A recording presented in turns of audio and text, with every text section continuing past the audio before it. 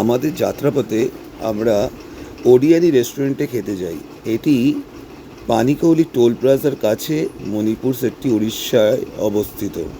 এখানে থালি পাওয়া যায়। এছাড়াও এখানকার বাঁশের চিকেন অতি বিখ্যাত এবং পাত্রপোড়া অন্যতম জনপ্রিয় পদ। এখানে ডেজার্টও পাওয়া যায়, যেমন মান্দিয়া ক্ষীর।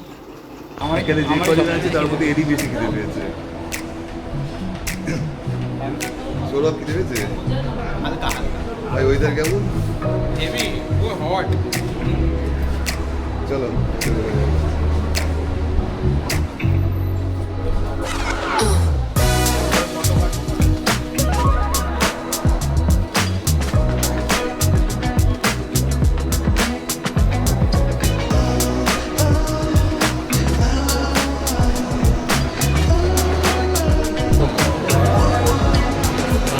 যা বেরোলো না, আমি তিনবার ধুয়েছি।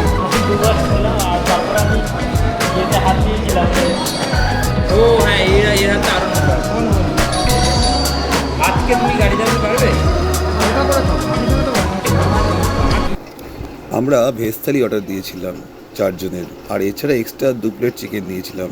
কিন্তু এদের ভেজ থালিতে এত প্রকার মেনু যে সব কটা খেতে খেতে আমাদের পেট সবারই ভরে গেছিলো। তাই চিকেন অনেক কষ্ট করে লাস্টে আমিই খেয়েছিলাম। তো খাওয়া দাওয়ার কোয়ালিটি যথেষ্ট ভালো ছিল, আমরা খেয়ে যথেষ্ট স্যাটিসফাই ছিলাম।